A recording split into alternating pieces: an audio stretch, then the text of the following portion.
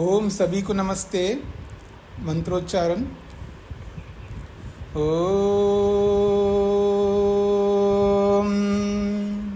सहना भवतु सहनौ भुनक्तु सह वीर्यं करवावहै तेजस्विनावधीतमस्तु मा विद्विषावहै।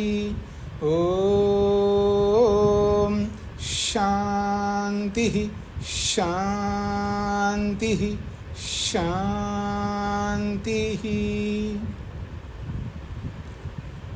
शतपथ ब्राह्मण की कक्षा संख्या 119 है। दूसरे कांड के चौथे अध्याय का चौथा ब्राह्मण प्रारंभ होना है। पृष्ठ संख्या है 519। दाक्षायण यज्ञ की चर्चा हो रही है। प्रजापतिर्ह वा एतेन अग्रे यज्ञेन ईजे। प्रजापति ही ह वै एतेन अग्रे यज्ञेन ईजे। निश्चित रूप से प्रजापति ने एतेन यज्ञेन इस यज्ञ से अग्रे सबसे पहले, प्रजापति ने सबसे पहले आदि सृष्टि में कह सकते हो आप, तो सबसे पहले इस यज्ञ से उन्होंने यजन किया। क्यों यजन किया है?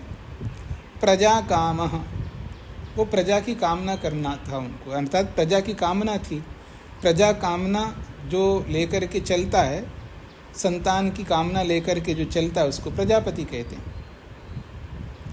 तो प्रजा काम, वो प्रजा की कामना करने वाला था, और वो भी बहु प्रजया, बहुत अधिक प्रजा से युक्त होना चाहते थे, बहुत सारी संतान से युक्त होना चाहते थे। पशु भी, और बहुत अधिक पशुओं से युक्त होना चाहते थे। तो बहु प्रजया पशु भी श्याम, मैं बहुत अधिक संतान और पशुओं से युक्त हो जाऊं, इसलिए वो प्रजा कामा था। और केवल प्रजा और पशु ही नहीं है, श्रियम गच्छेयम, मैं ऐश्वर्य को भी प्राप्त हो जाऊं। यशः श्याम, मैं यशस्वी भी बन जाऊं। अन्नादास्याम इति, मैं अन्नवान भी बनूं। ये सारी कामनाएं जो है प्रजापति की थी। तो प्रजापति ने सर्वप्रथम पहले एक ऐसा यज्ञ किया है जिस यज्ञ में प्रजा की कामना की है उन्होंने। कौन सी प्रजा की कामना की है? एक तो संतान रूपी प्रजा की कामना की है, एक पशु रूपी प्रजा की कामना की है, और वो भी बहुत अधिक मात्रा में। और उसके साथ में श्रियम गच्छेयम, मैं ऐश्वर्य को भी प्राप्त हो जाऊं। और यशस्याम, और यशस्वी भी बन जाऊं, संसार में यश को, कीर्ति को प्राप्त करूं। और अन्नादास्याम, मैं पुष्कल अन्न वाला भी बन जाऊं। ये कामनाएं थी। सवै दक्षो नामा, ऐसा जो यज्ञ करने वाला जो प्रजापति था वो वास्तव में था कौन? सवै दक्षो नामा, वो दक्ष नामक व्यक्ति था। दक्ष उसको कहते हैं जो समर्थ होता है, विद्या में, बल में, हर विषय में जो समर्थ होता है, सक्षम होता है, उसको दक्ष कहते हैं। तो स वै दक्षो नाम, वो दक्ष नामक व्यक्ति था। तद यद एनेन सो अग्रे अयजत, तद यद एनेन सो अग्रे अयजत, वह जिस उद्देश्य को लेकर के, जिस यज्ञ को लेकर के बढ़ा था, और अयजता, उस यज्ञ को उसने संपन्न कर लिया, पूरा कर लिया।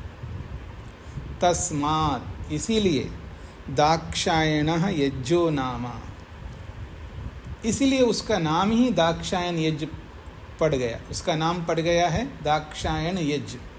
दक्ष ने जिस दक्षता से उस यज्ञ को किया था, जिस प्रजा को, जिस पशु को लेकर के, जिस ऐश्वर्य को, जिस यश को, जिस अन्न को लेकर के किया था, जिस दक्षता से किया था और उसने प्रजा को, पशु को, ऐश्वर्य को, यश को और अन्न को प्राप्त कर लिया था। तस्मात्, इसीलिए दाक्षायण यज्ञो नाम, उसका नाम दाक्षायण यज्ञ ही पड़ गया।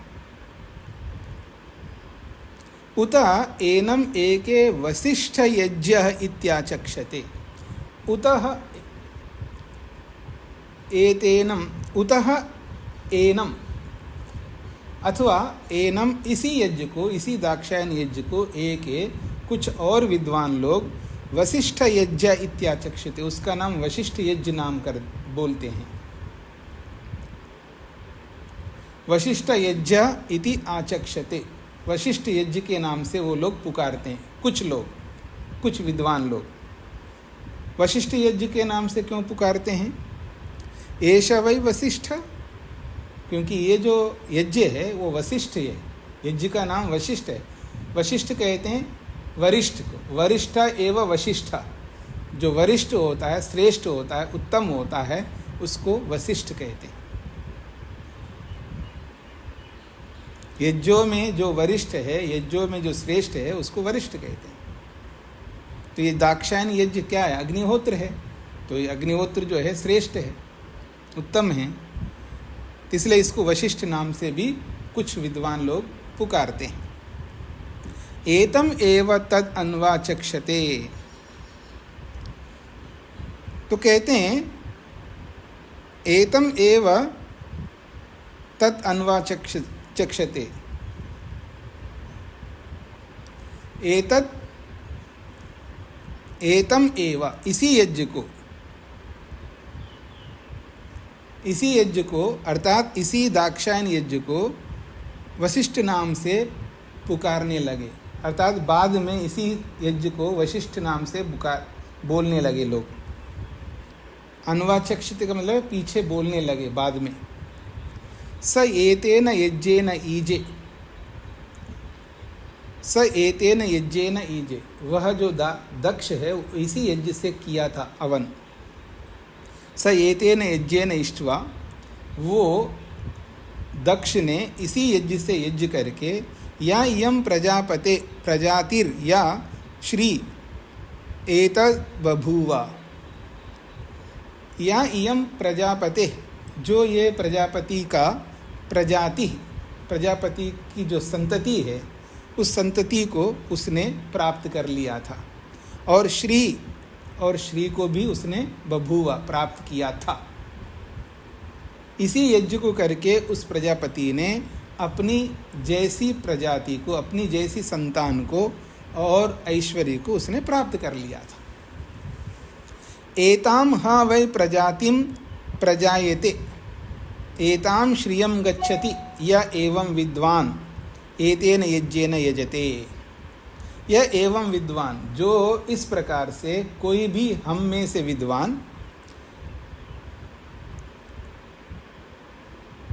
एतेन यज्ञेन यजते, इसी प्रकार इस यज्ञ को करता है, वह भी इसी प्रजाति को प्रजायते उत्पन्न कर सकता है, अर्थात अपनी जैसी संतान को उत्पन्न कर सकता है। और एताम श्रियम गच्छति, और जैसे दक्ष ने जिस श्री को प्राप्त किया वैसी ही श्री को वो भी प्राप्त कर सकता है। तस्माद् वै एतेन यजेता, इसलिए हम सबको इसी दाक्षायण यज्ञ को करना चाहिए। हाँ जी, स्पष्ट हो गया जी सभी को? आगे बढ़ता हूँ मैं। तीसरा खंड। तेन हुहा तत ईजे प्रतिदर्शा श्वैक्वनः स ये तम प्रत्यासु। कहते हैं तेन हुहा तत ईजे प्रतिदर्श श्वैक्वनः, तथा उसके बाद, तेन हु ईजे, उसी यज्ञ से यजन किया, उसी यज्ञ को किया, उसके पश्चात अर्थात प्रजापति के बाद में, दक्ष के बाद में आगे जो भी संतानें आती गई, उनमें से प्रतिदर्श श्वैक्वन, शिक्वन का पुत्र जो है वो प्रतिदर्श है, उसने भी इसी यज्ञ को किया। स ये तम प्रत्यासु, स तम ऐसे इस प्रतिदर्श के पास, ये प्रत्यासु जो भी लोग आते रहे, तेषाम विवचनम इव आसा, उनकी बोलती बंद हो गई थी। अर्थात इस यज्ञ को, इस यज्ञ की प्रक्रिया को, इसके फलों को सुन करके वो अवाक हो गए। विवचनम इव आसा, विवचनम, वचनम का मतलब बोलना और विवचनम का मतलब न बोलना। विवचनम इव आसा, मानो इन सब बातों को देख करके, सुन करके, समझ करके वो अवाक हो गए एक प्रकार से। तो विवचनम इव हा वै भवति य एवं विद्वान एतेन यज्ञेन यजते। एवं यह विद्वान, इसी प्रकार से जो कोई भी विद्वान, एतेन यज्ञेन यजते, इसी यज्ञ से अगर वो विधि पूर्वक यज्ञ करता है, वो भी विवचनम इव, वो भी अवाक हो जाता है। तस्माद् वै एतेन यजेता, इसलिए ऐसे यज्ञ से यज्ञ कर लेना चाहिए। हाँ जी वर्मा जी। स्वामी जी। हाँ जी। ईजे प्रतिदर्श, ये क्या माने हुआ इसका? ईजे, ईजे क्रियापद है जी, यज्ञ किया। यज्ञ किया। हाँ, ईजे का अर्थ है यज्ञ किया। और प्रतिदर्श व्यक्ति का नाम है। प्रतिदर्श व्यक्ति का नाम है। दर्श का मतलब देखने वाला होता है और प्रतिदर्श है पीछे मुड़ करके भी देखता है। आगे आगे देखो और पीछे ना देखो, ऐसा नहीं है। आगे भी देखता है और पीछे भी देखता है। आगे पीछे देखने वाला, यानी सब विषयों को यानी सब प्रकार से देखने वाला, ऐसा कह सकते हैं। सर्व प्रकार से, सब प्रकार से देखने वाले व्यक्ति का नाम है प्रतिदर्श। तो बात हो गई तो माइक बंद करके रखिएगा। हाँ जी, चौथा खंड। तम आजगाम सुप्ला सार्ंजयो ब्रह्मचर्यम। तम आजगाम, तम आजगाम, उसके पास सुप्ला नामक व्यक्ति आजगाम, आया। तम का मतलब है प्रतिदर्श के पास। तम आजगामा, उसके पास कोई व्यक्ति आया। कौन है? सुप्ला, सुप्ला नामक व्यक्ति, जो कि सार्ंजय, सार्ंजय, सार्ंजय का मतलब है सृंजय का पुत्र सार्ंजय। और वो कैसे आया? ऐसे नहीं आया, ब्रह्मचर्यम, ब्रह्मचर्य पूर्वक आया है। जब वो कोई विद्यार्थी गुरु के पास जाता है समित पानी होकर के, तो उसको बड़े संयम से, अपने आप को संयम में रखते हुए अध्यापक के पास, गुरु के पास जाना होता है। आजकल लोग, बहुत लोग आते हैं अपने अध्यापकों के पास में, वो ऐसे ही आ जाते हैं। ऐसे का मतलब है समित पानी होकर के नहीं आते। आप लोगों को पता है समित पानी होकर के आने का मतलब? आप में से किसी को पता है? वो हाथ खड़ा कर सकते, समित पानी होकर आने का मतलब क्या है?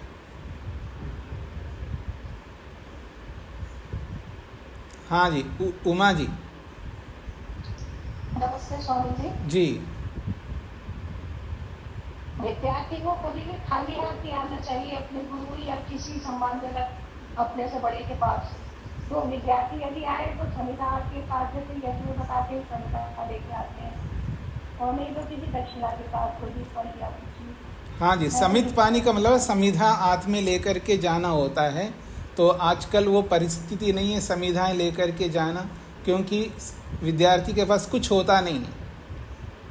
विद्यार्थी के पास कुछ भी नहीं होता है, तो समिधाएं लेकर के जाता था।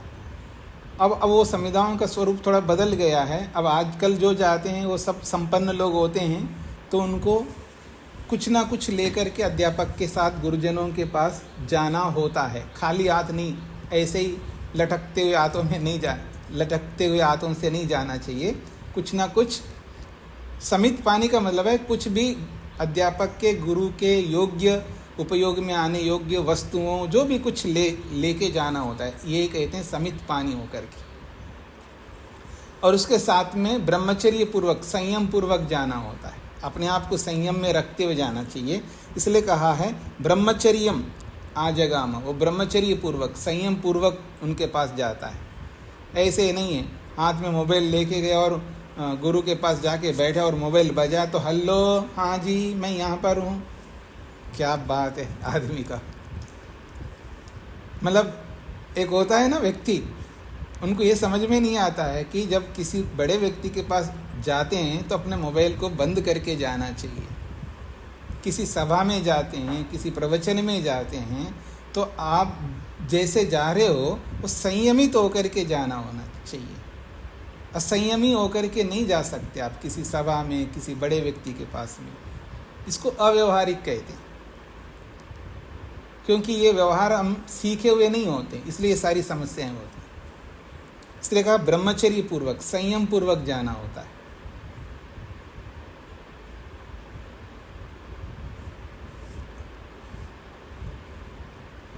आप आज जो प्रधानमंत्री है ना, उनके पास जो भी मंत्री तंत्री जाते हैं ना, वो सब मोबाइल पहले जमा होते हैं या बंद होते हैं। उनके सामने कोई भी ऐसा मोबाइल, स्विच ऑन मोबाइल ले जा नहीं सकता उनके पास में, और वो खुद भी नहीं रखते उस समय।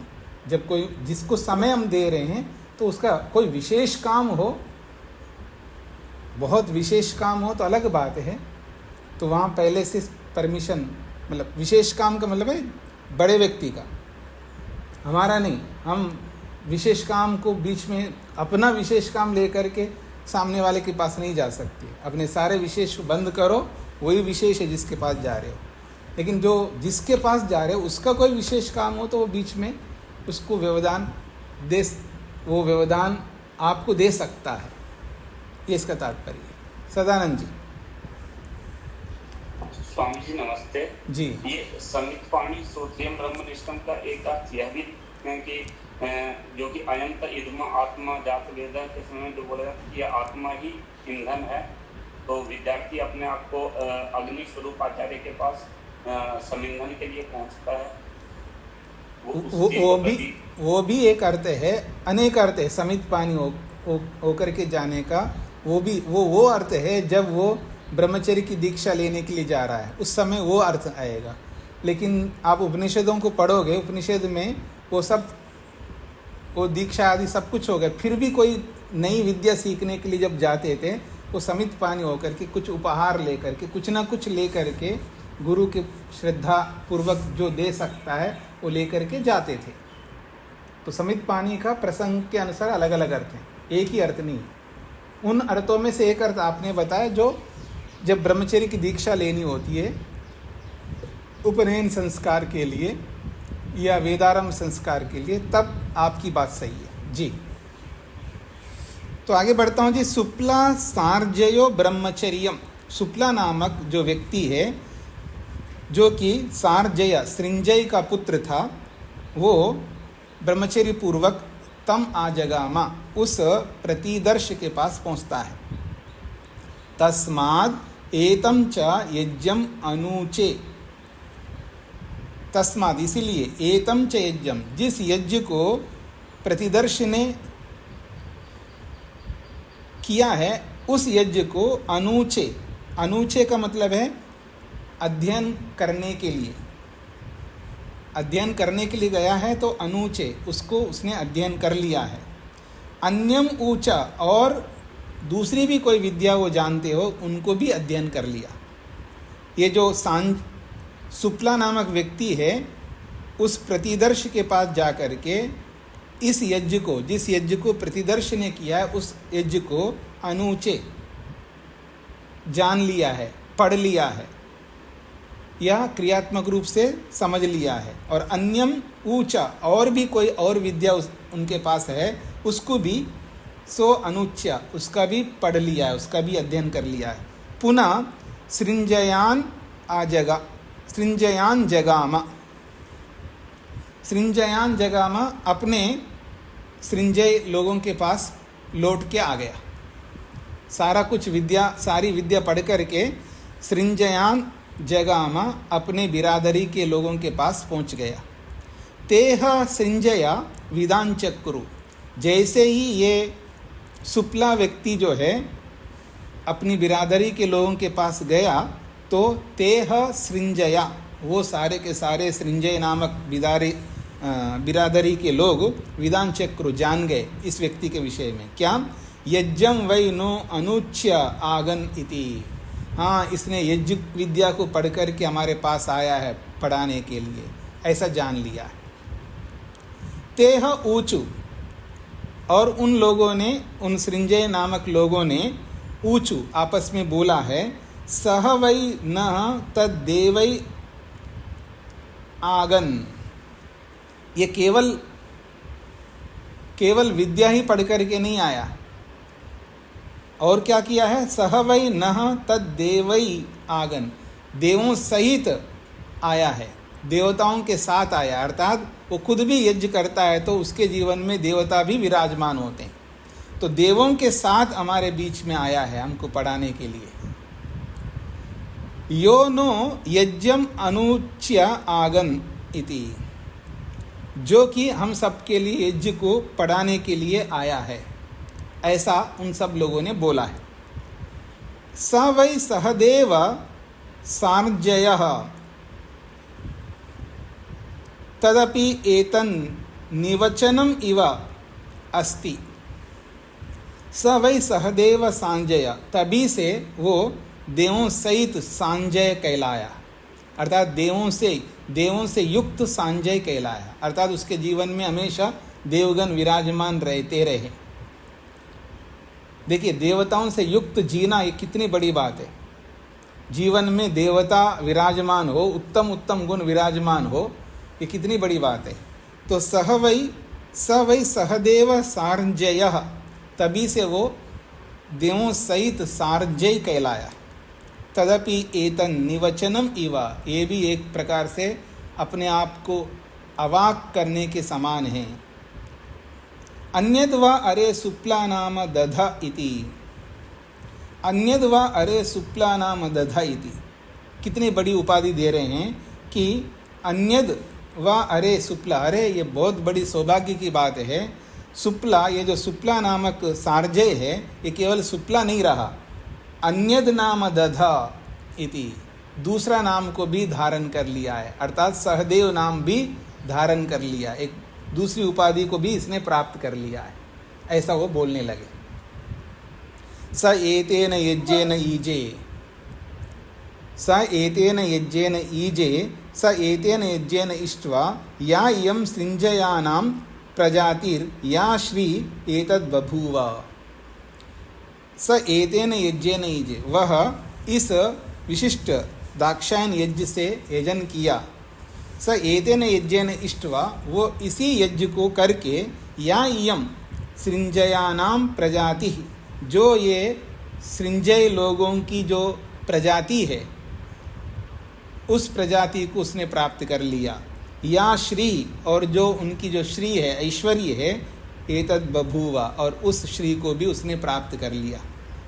एताम हा वै प्रजातिम प्रजायते, एताम हा वै प्रजातिम प्रजायते, इसी प्रकार की प्रजाति को उत्पन्न कर सकता है। एताम श्रियम गच्छति, और इसी प्रकार के ऐश्वर्य को प्राप्त कर सकता है। कौन? या एवं विद्वान एतेन यज्ञेन यजते, हम में से भी जो कोई भी विद्वान इस प्रकार के यज्ञ को करता है, तो जिस प्रजाति को सुप्ला ने प्राप्त किया है, जिस ऐश्वर्य को सुप्ला ने प्राप्त किया है, ऐसी ही प्रजाति को वो भी प्राप्त कर सकता है, और ऐसे ही ऐश्वर्य को वो भी प्राप्त कर सकता है। तस्माद् वै एतेन यजेता, इसलिए हम लोगों को इस दाक्षायन यज्ञ से यजन करना चाहिए। स्पष्ट हो गया जी? आगे बढ़ रहा हूं। 5वां खंड। तेन हुहा तथा ईजे देवभागा श्रोतर्षः, ततः, उसके बाद, किसके बाद जी? जो सुप्ला नामक व्यक्ति ने जो यज्ञ किया, उसके बाद फिर अगली संतति, अगली पीढ़ी आई है। तथा, उसके बाद, तेन हु ईजे देवभागः श्रौतर्षः, उसी याग से श्रुतर्षि का पुत्र श्रौतर्ष, श्रुतर्षि का पुत्र श्रौतर्ष जो कि देवभाग नामक व्यक्ति था, उसने भी उसी यज्ञ से यजन किया जिस यज्ञ को जो सुप्ला ने किया था। देवभागा नाम है उसका। देवभागा का अर्थ समझते हैं जी? देवभागा का मतलब देवलोग भी जिसकी पूजा करते हैं, देव भजनीय, देवों के द्वारा जो भजनीय सेवनीय है, उसको देवभागा कहते हैं। याद आ रहा है कोई शब्द आपको, ये ऐसा शब्द कहीं आ रहा हो आपके मंत्रों में? देवाभागम, हाँ जी, देवाभागम। वेदप्रिया जी, हाँ जी जी जी, देवाभागम, देवों के भाग को प्राप्त करना, ये बहुत बड़ी उपलब्धि है। तो देवभागा नामक जो व्यक्ति है, जो देवों के द्वारा भजनीय होता है, सेवनीय होता है, अर्थात देवलोग भी जिसका सेवन करते हैं, देवलोग भी जिसकी पूजा करते हैं, ऐसा व्यक्ति कौन था? श्रौतर्ष। श्रौतर्ष उसको कहते हैं श्रुतर्षि, जो वेद को सुनने वाला, वेद को अपने जीवन में उतारने वाले को श्रौतर्ष कहते हैं। स उभयेषां कुरूणां च सृंजयानां च पुरोहिता आसः। देखिए कितना बड़ा आदमी था, ऐसे ही उसका नाम देवभागा नहीं था। वो कहते हैं सह, वो व्यक्ति, उभयेषां पुरोहिता आसा, वो दोनों का पुरोहित था। दोनों कौन है जी? कुरूणां च सिंजयानां च, कुरु वंशजों का और सिंजय वंशजों का, दोनों वंशजों का वो पुरोहित था। यानी दोनों देशों का पुरोहित था एक प्रकार से, कुरु देश का और सृंज देश का, दो देशों का एक ही पुरोहित। जो कुल पुरोहित होता है ना, मतलब कुरु देश का पुरोहित था वो, और सृंज देश का पुरोहित था, दोनों देशों का पुरोहित था। परमता वैसा यो नु एकस्य राष्ट्रस्य पुरोहिता, बड़ी बात कही जा रही है। परमता वैसा, ये बहुत उत्तम उत्कृष्ट अवस्था है, जो कि नु एकस्य राष्ट्रस्य पुरोहिता, जो एक देश का, एक राष्ट्र का पुरोहित बनता है ना, वो परमता, वो बहुत श्रेष्ठ बात है। जो एक देश का, जो कोई व्यक्ति पूरे देश का पुरोहित बने, कितना बड़ा काम है, कितनी बड़ी उपाधि है, पूरे देश का वो पुरोहित है। हाँ जी, कुछ स्पष्ट हो रहा है आप सबको? पुरोहित का मतलब समझ लेना। पुरोहित का मतलब क्या होता है? पुरोहित का मतलब समझना है तो फिर यज्ञस्य देव मृत्विजम होतारम रत्नदत्तमम अग्निमीड़े पुरोहितम को समझना होगा। जो यजमान के हित को सामने रख करके चलने वाला होता है, जो यजमान होता है उसके हित को सामने रख करके चलने वाला होता है। एक यजमान के हित को सामने रख करके चलना एक बहुत बड़ी बात है। ये पूरे राष्ट्र का ही हित सामने रख करके चलता है, राष्ट्र हित में ही अपना जीवन को झोंकता है। ये बहुत बड़ी उपाधि है, देश का, राष्ट्र का पुरोहित बनना। और वो एक देश का नहीं, दो देशों का पुरोहित है। आप समझ सकते हैं कितना बड़ा आदमी हो सकता है। तो ये कह रहे हैं परमता वैसा नु एव एकस्य राष्ट्रस्य पुरोहिता। ये परमता का मतलब है परम श्रेष्ठ काम है, यानी बहुत बड़ी बात है कि एक देश का कोई राष्ट्र पुरोहित बनता है। और यहाँ पर क्या है, ये दो देशों का पुरोहित है, ये कहना चाह रहे हैं। तो कहते हैं नु एव एकस्य राष्ट्रस्य पुरोहिता असत। जो एक देश का पुरोहित होता है वो परमता को प्राप्त होता है। नु एव परमता किमु यो द्वयो परमताम इव। जो एक देश के राष्ट्र, एक राष्ट्र का पुरोहित बनता है तो बहुत बड़ी परमता है। तो किमहु यो द्वयो परमताम इव, और जो दो देशों में पुरोहित बन कर के जो उत्कृष्टता को प्राप्त होता है, फिर उसका कथा ही क्या है। द्वयो परमताम इवह वै गच्छति, वो दो देशों के पुरोहित बन करके वो दो परमता को प्राप्त होता है। यह एवं विद्वान, जो कोई विद्वान एतेन यज्ञेन यजते, जो इस यज्ञ को करता है, तस्माद् वै एतेन यजेता, इसलिए हम सबको इस दाक्षायन यज्ञ को करना चाहिए। ये इस यज्ञ की स्तुति हो रही है जी, कितनी बड़ी स्थिति है, कितना बड़ा फल देने वाला है ये दाक्षायन यज्ञ। और इस यज्ञ को करके लोग कहाँ से कहाँ पहुँचते हैं, पूरे देश का भी पुरोहित बन सकते हैं, और एक एक नहीं, दो दो देशों का पुरोहित बन रहा है व्यक्ति। कितना बड़ा यज्ञ है दाक्षायन यज्ञ, जिसको हमें अवश्य करना चाहिए, ये बात कही जा रही है यहाँ पर। छठा खंड है जी, तेन ऊहा तथा ईजे दक्षा पार्वती ही, तथा उसके बाद देवभागा श्रोतर्ष व्यक्ति के बाद में और अगली संतति में, तथा ईजे उसके बाद में, तेन ऊ तथा ईजे दक्षः पार्वती, पर्वत का पुत्र, पर्वत का पुत्र अर्थात पर्वत में रहने वाला, पर्वत के पुत्र को पार्वती कहते हैं। पर्वत का पुत्र कहो या पर्वत में रहने वाला हो, उसको पार्वती कहते हैं। उसका नाम दक्ष था।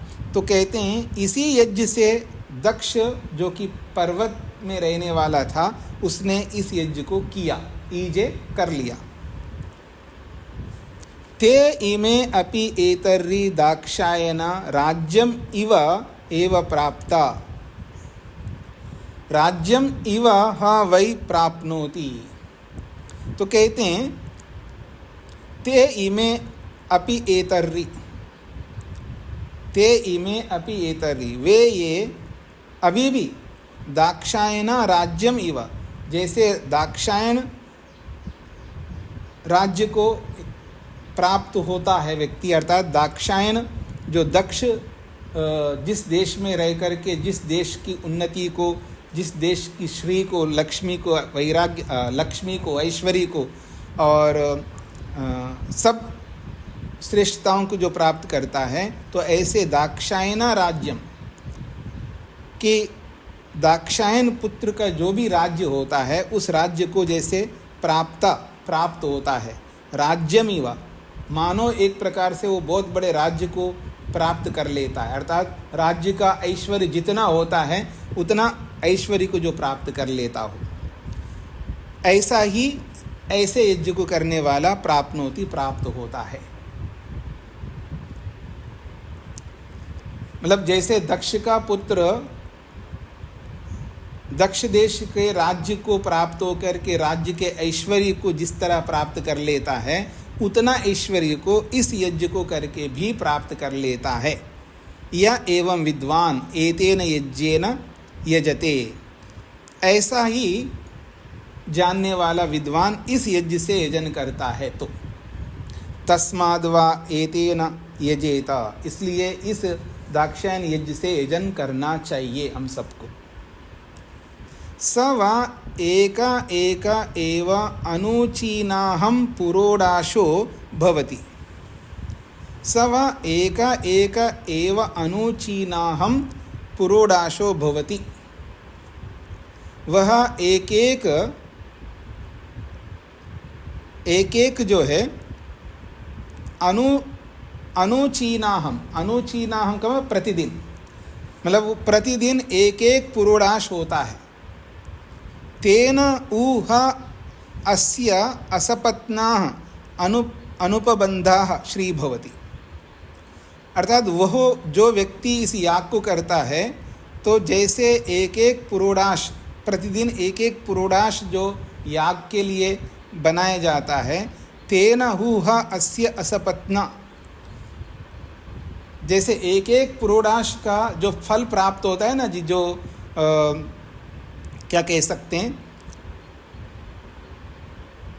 जो सोमयाग में जितने दिन याग करते हैं तो जो जो एक एक दिन एक एक पुरोडाश का वहाँ प्रयोग होता है, अर्थात जैसे किसी बड़े याग में जितने पुरोडाशों को आहुति दे करके जिन जिन फलों को प्राप्त हो करते हैं, वैसा ही फल यहाँ पर ये व्यक्ति प्राप्त करता है इस याग को करके।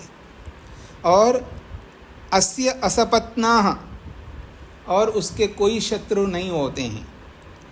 और अनुपबाधा श्री भवति, बाधा रहित ऐश्वर्य उसको प्राप्त होता है, अर्थात उसके ऐश्वर्य तो मिल रहा है लेकिन बीच में अड़चने नहीं होती, बाधाएं नहीं होती।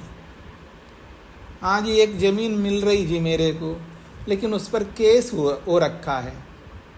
एक ज़मीन तो मिल रही मेरे को 100 एकड़ का, ले लूँ क्या, आपसे पूछ रहा हूँ, पर उसमें एक समस्या है जी, उसमें एक केस डाला हुआ है कुछ लोगों ने।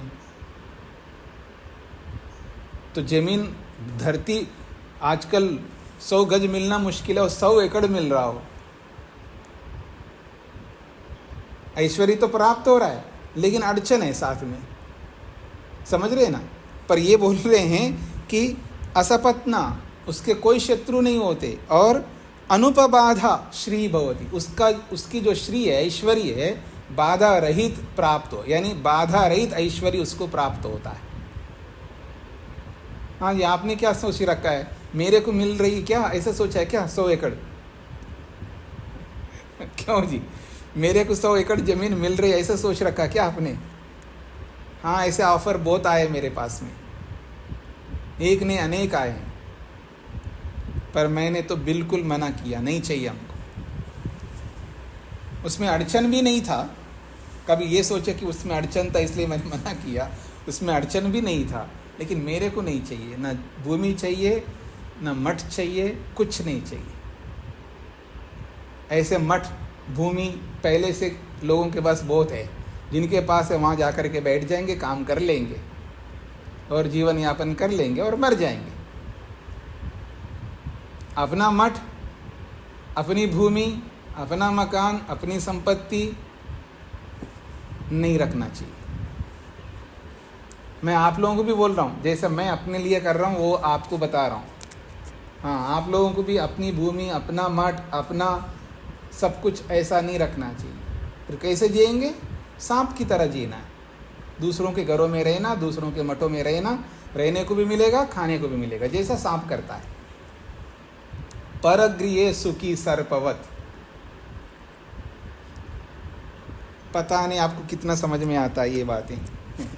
क्यों जी, आगे बढ़ता हूँ जी मैं। तो कहते हैं उसके शत्रु नहीं होते हैं, बाधा रहित ऐश्वर्य प्राप्त होता है। स वै 2 पौर्णमास्यो यजते, और वो व्यक्ति 2 पौर्णमास का यजन करता है।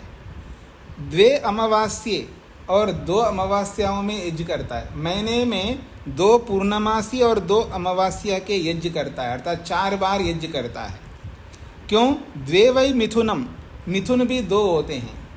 मिथुनम एव एतत् प्रजननम क्रियते, जब प्रजनन क्रिया होती है वो मिथुन होकर के किया जाता है, इसलिए 2 पौर्णमासी का याग करता है, 2 अमावास्या का याग करता है। महीने में तो एक ही पौर्णमासी, एक ही अमावस्या होती है, तो ये 2 कैसे करता है?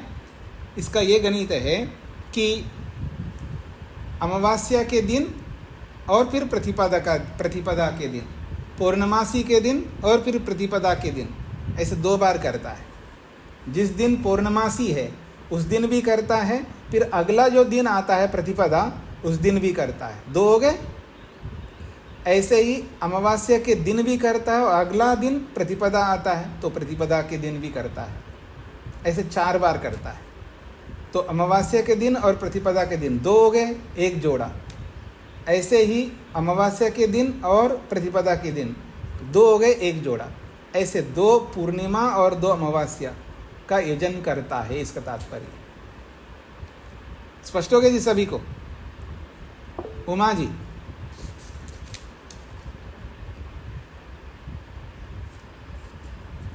हाँ जी, माइक खोलिए।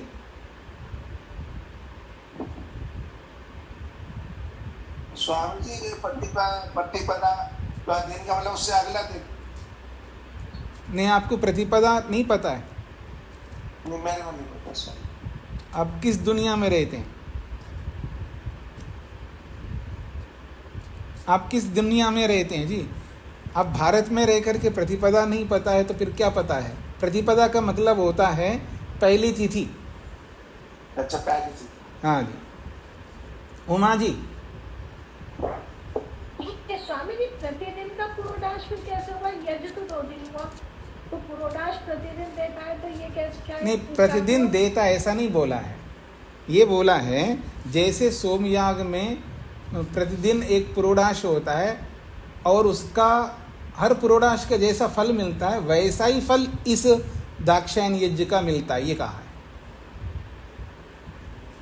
हाँ जी, अनीता जी को क्या कहना है? नमस्ते स्वामी जी। जी स्वामी जी, ये यज्ञ का प्रतिपदा और अमावस्या का है तो ये प्रातःकालीन ही किया जाए या सायं और प्रातः मिला के जोड़ा होगा? वो एक अलग है, प्रातःकालीन और सायंकाल मिलकर के एक जोड़ा होता है, वो अग्निहोत्र का। ये अग्निहोत्र भी अलग अलग होते हैं ना जी। अग्निहोत्र एक ही नहीं होता, अग्निहोत्र अनेक प्रकार के होते हैं। तो उन अनेक प्रकार के अग्निहोत्रों में एक दाक्षायन यज्ञ भी एक है, उसके लिए चर्चा हो रही जी। धन्यवाद। आगे बढ़ रहा हूँ जी मैं। अगला 7वां खंड। अथ यत् पूर्वेद्यो, और ये जो दाक्षायन आदि यज्ञ जो कर रहे हैं ये इन्हीं का भाग है, जो दर्शेष्टि पूर्णिमा षष्ठी का जो याग करते हैं उन्हीं के अंतर्गत ये सब आते हैं। अब कह रहे हैं अथ यत् पूर्वेद्यो, ये जो पूर्वेद्यो अर्थात जो पहले दिन किया जाता है। पहले दिन का मतलब पूर्णमासी के दिन। अथ यत् पूर्वेद्यो, जो पूर्णमासी के दिन किया जाता है, तो अग्निशोमीयेन यजते, अग्निशोमीय से यजन करता है, यानी अग्निशोमीय पुरोडाश से यजन करता है। अथ यत् पूर्वेद्यो, जो पहले दिन याग करता है अर्थात पूर्णमासी के दिन करता है, तो पूर्णमास्याम अग्निशोमीयेन यजते, पूर्णमासी के दिन अग्निशोमीय पुरोडाश से यजन करता है। ते द्वे देवते, वो 2 देवता हैं। अग्नि और सोम जो है वो 2 देवता हैं। तो पूर्णमासी के दिन अग्निशोमीय पुरोडाश से जो यजन करता है तो वहाँ पर ते द्वे देवते, अग्नि और सोम 2 देवता होते हैं। द्वे वै मिथुनम, और मिथुन में भी 2 होते हैं जी, जोड़े में। मिथुनम एव एतत् प्रजननम क्रियते, क्योंकि मिथुन होकर के ही प्रजनन क्रिया किया जाता है। अतः प्रातः, जब प्रातःकाल करता है, अतः प्रातः का मतलब है पूर्णमासी के बाद में जो अगला दिन आता है प्रतिपदा। अतः प्रातः आग्नेय पुरोडाशो भवति, उस दिन आग्नेय पुरोडाश, अग्नि संबंधी पुरोडाश होता है। ऐन्द्रम सान्नायम, और इंद्र देवता के लिए सान्नाई होता है। सान्नाई समझती हैं जी, जो उबले हुए दूध में दही डालना, उबलते हुए दूध में दही डालना तो सान्नाई बन जाता है। आमिक्षा भी बोल सकते हो आप। तो उसमें सान्नाई जो है वो हवी होती है इंद्र देवता के लिए। ते द्वे देवते, ये भी 2 देवता हो गए, एक अग्नि और एक इंद्र। जो प्रातःकाल प्रतिपदा के दिन जो याग करता है उसमें जो पुरोडाश होता है वो अग्नि संबंधी पुरोडाश, अग्नि संबंधी पुरोडाश होता है, और एक सान्नाई इंद्र संबंधी होता है। तो अग्नि और इंद्र ये 2 देवता है। तो द्वे वै मिथुनम, मिथुन में 2 जोड़ा होता है, मतलब 2 लोग होते हैं। मिथुनम एव एतत् प्रजननम क्रियते, मिथुन होकर के ही प्रजनन क्रिया किया जाता है। अब कह रहे हैं आगे 9वें खंड में, अथ यत् पूर्वेद्यु, ये अभी जो बताया जी 2 7वां 8वां जो है पूर्णिमा के दिन, और अगले दिन प्रातःकाल प्रतिपदा के दिन, 2 हो गए। अब बता रहे हैं अमावास्या का। अथ यत् पूर्वेद्यु, जो पहले दिन अर्थात जो अमावास्या के दिन करता है। ऐन्द्राग्नेन यजते अमावास्यायाम, अमावास्या के दिन इंद्राग्नि वाले पुरोडास्य यजते यजन करता है। ते द्वे देवते, और वो भी दो देवता हैं। द्वे वै मिथुनम, दो का ही मिथुन होता है, जोड़ा होता है।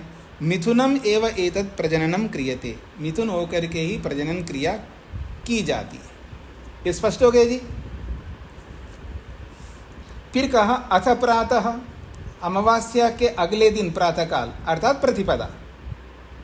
अथ प्रातः, और प्रातःकाल जब करता है तो आग्नेय पुरोडाश भवति, आग्नेय पुरोडाश होता है, अग्नि देवता संबंधी पुरोडाश होता है।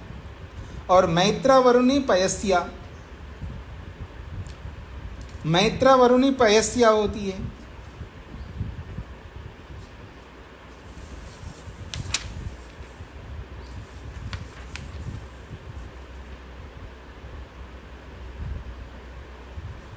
हाँ जी,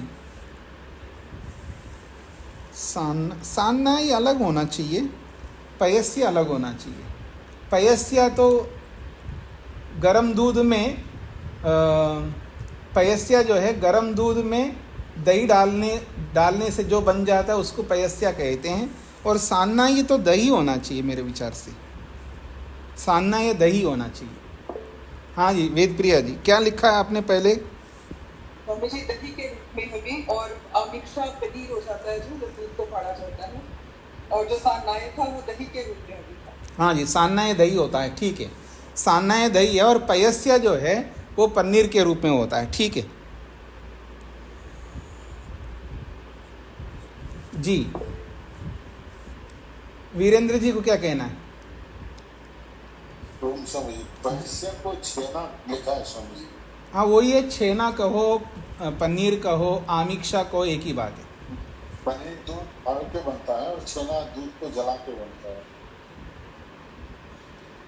छेना दूध को जला करके, कैसे? जब दूध को गर्म करते करते बाद में जो लास्ट रह जाता है उसको ही छेना हो जाता है। नहीं नहीं नहीं नहीं, वो तो आप छेना आप उसको कहना चाह रहे हैं ना, जो क्या बोलते हैं, मावा जो बनाते हैं, मावा को कह रहे हो आप? जी जी। छेना मावा को कहते हैं? जी नहीं, मावा को नहीं कहते हैं। मावा अलग होता है, छेना तो यही है, पनीर को ही कहते हैं। हो सकता है कहीं कहते हों, पर वैसे शास्त्र में तो छेना मावा नहीं होता है। सानंद जी, सदानंद जी। स्वामी जी, ये सान्नाय के लिए तो स्पष्ट किया इसमें सायनवास में कि इंद्र देवताकम सान्नायम दधि प्रयोक्तव्यम, वही दही। पयस्या के लिए लिखा है तप्तम ही पयो दधना संस्कृतम सत पयस्या होती, मतलब यही आमिक्षा जिसको हाँ वही आमिक्षा, फाड़ करके देते। हाँ जी, दूध जब फाड़ा जाता है उसको आमिक्षा बोलते हैं, उसको पयस्या बोलते हैं। दूध से बना हुआ, जो भी दूध से बना हुआ है वो पयस्या, पयस कहते हैं दूध को, और उससे बना हुआ अर्थात आमिक्षा है, छना है, वो पनीर है। आज की भाषा में पनीर कहो या कोई छना कहते हैं, कोई पनीर कहते हैं, और हम लोग आमिक्षा कहते हैं। और यहाँ यज्ञीय परंपरा में पयस्या कहते हैं, बस इतना अंतर है जी। तो कहते हैं आग्नेय पुरोडाशो भवति, और मैत्रावरुणी पयस्या, और मैत्रावरुणी के लिए पयस्या होती है। वो इसलिए करना चाहिए, नेद यज्ञात अयानी इति, मैं यज्ञ से दूर ना हूँ, इसलिए यजमान को इस प्रकार से आग्नेय पुरोडाश को देना होता है, और मैत्रावरुणी संबंधी पयस्या को देना होता है, जिससे नेद यज्ञात अयानी इति, मैं कभी यज्ञ से दूर ना हो जाऊं। यज्ञ के लिए जो जो आवश्यक चाहिए वो मेरे को करना चाहिए। अगर ऐसा नहीं करूँगा तो मैं यज्ञ से दूर हो जाऊंगा। नु एव आग्नेय पुरोडाशो, निश्चित रूप से वो आग्नेय पुरोडाश होता है। अतः एतौ एवं मित्रावरुणौ द्वे देवते, इसलिए ये मित्रावरुण नामक दो देवता होते हैं। द्वे वै मिथुनम, मिथुन में दो होने चाहिए। मिथुनम एव एतत् प्रजनन क्रियते, मिथुन होकर के ही प्रजनन क्रिया की जाती है। एतद् हुहा अस्य एतद् रूपम येन बहुर्भवति येन प्रजायते, तो कहते हैं एतद् हुहा अस्य तद्रूपम, यही उसका स्वरूप होता है, येन जिससे बहुर्भवति, ये न प्रजायते, जिससे प्रजा जब होती है वो बहुत हो जाती है, और जो बहुत प्रजा होती है वो उसी का रूप होता है जो पैदा करने वाला होता है। इसका ये तात्पर्य है। हाँ जी, आगे बढ़ रहा हूँ जी। 11वां खंड।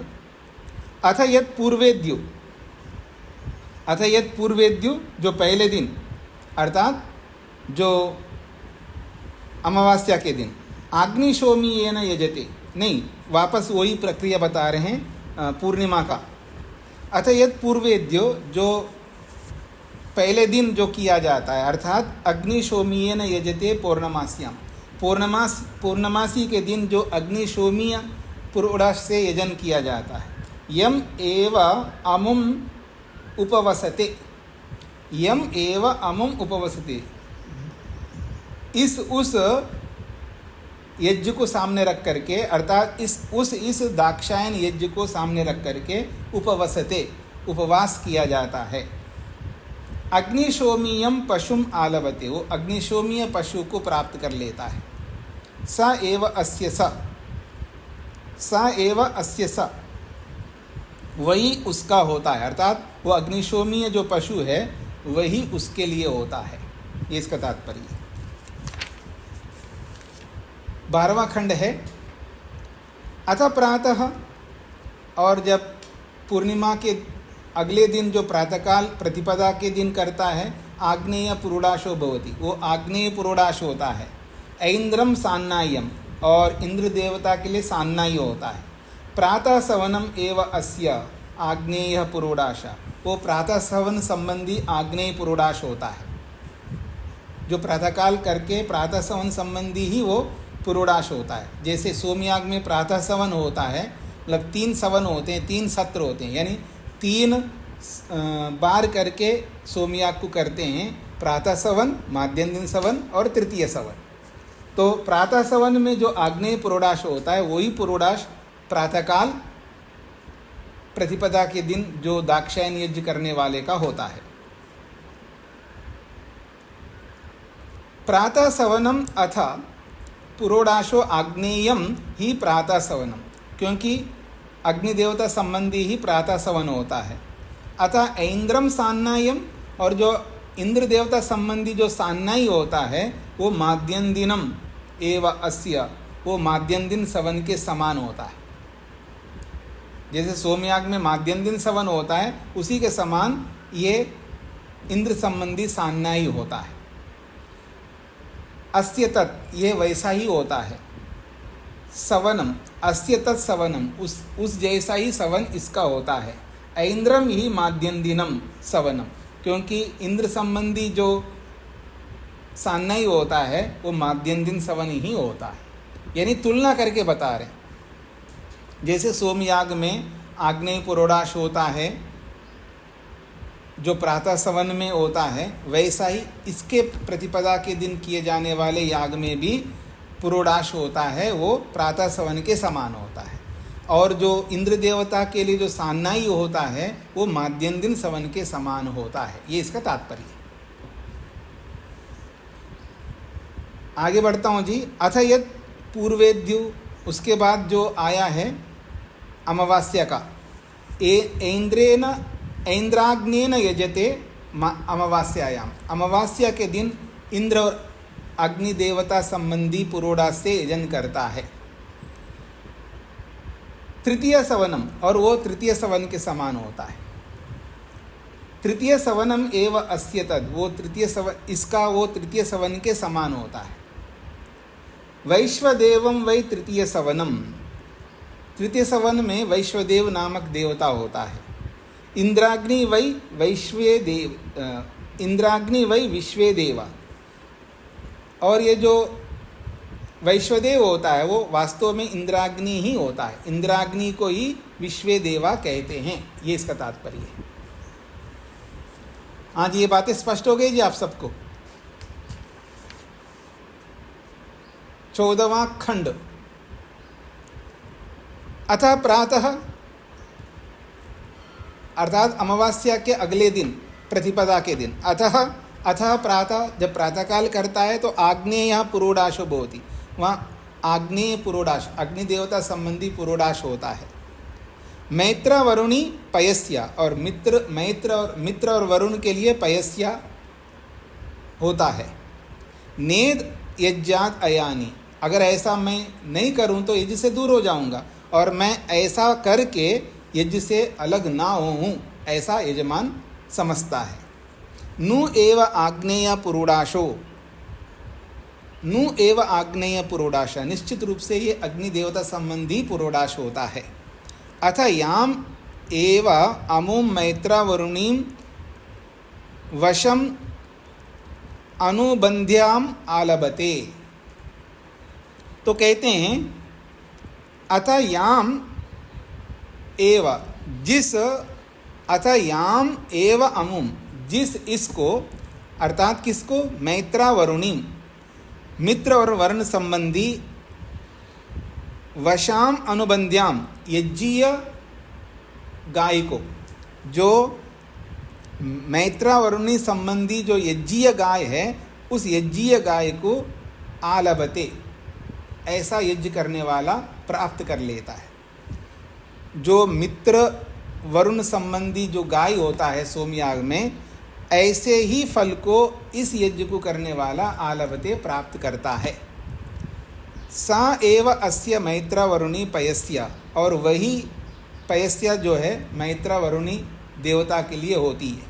स पौर्णमासेन च अमावास्येन इष्ट्वा, इस प्रकार दोनों यागों को, पौर्णमासी याग को और अमावास्य याग को, सह वो यजमान पौर्णमासेन च अमावास्येन इष्ट्वा, पूर्णमासी के 2 याग और अमावास्या के 2 यागों को करके, यावत सौम्येन अध्वरेन इष्ट्वा यजति, जितना फल, यावत का मतलब जितना फल सोमयाग करके जो प्राप्त करता है, तावत उतना फल जयति, जीत लेता है इन यागों को करके।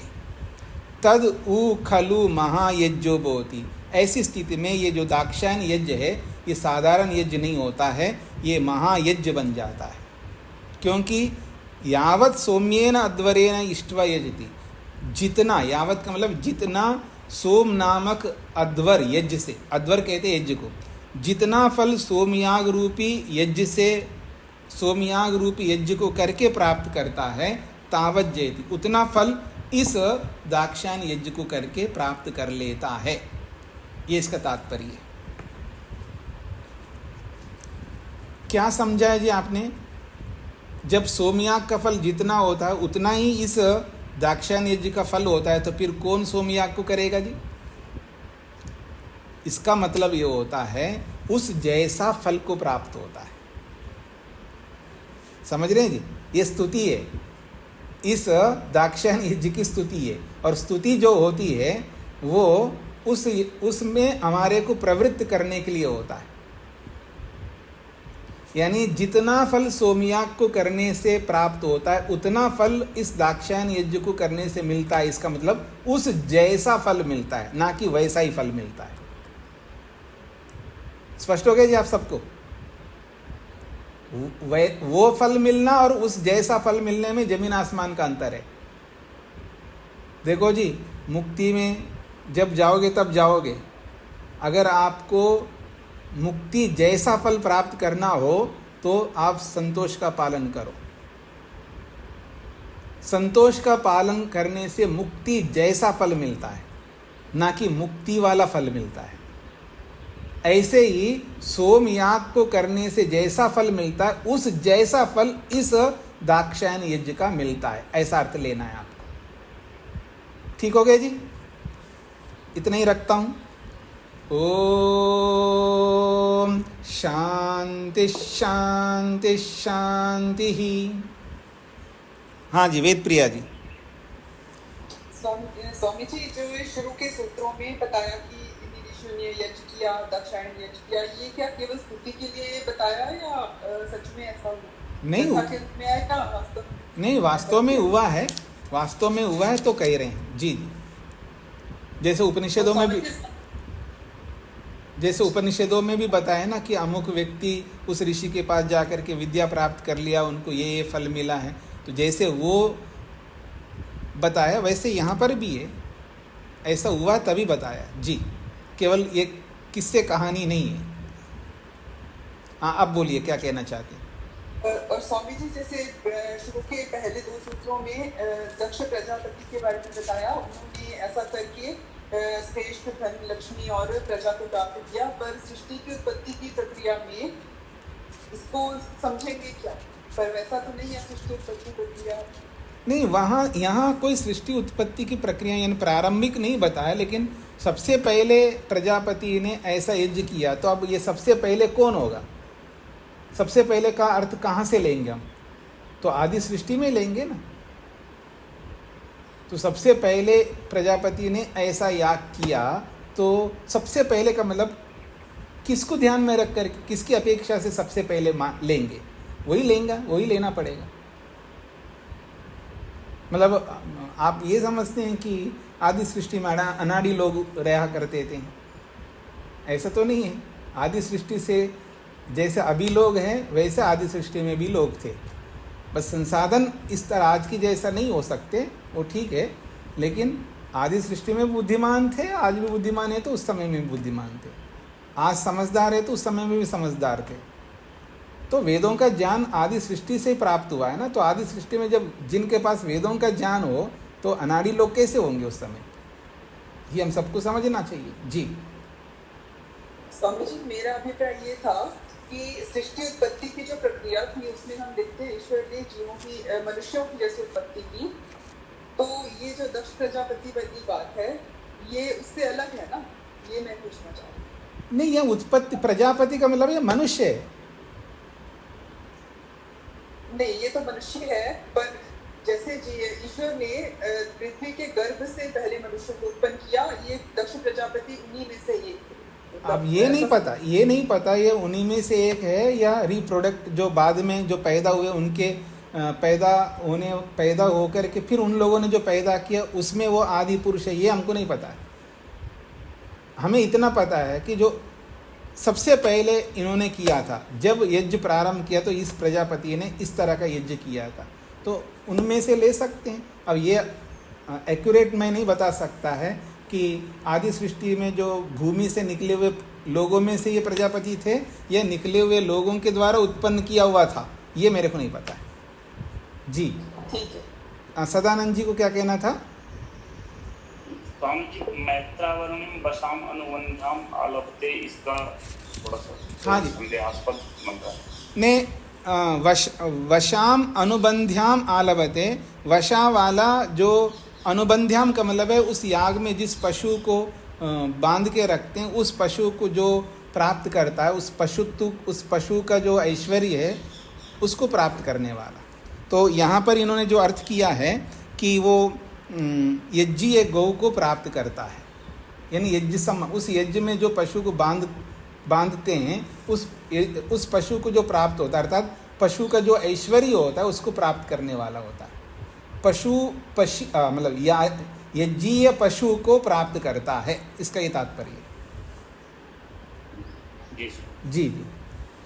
वो वशा का अर्थ केवल वो वैसा अर्थ ना लेकर के वशाम अनुबंध्याम, यानी वशा अर्थात हृष्ट पृष्ठ यज्ञीय गौ को प्राप्त करता है, ऐसा लेना है।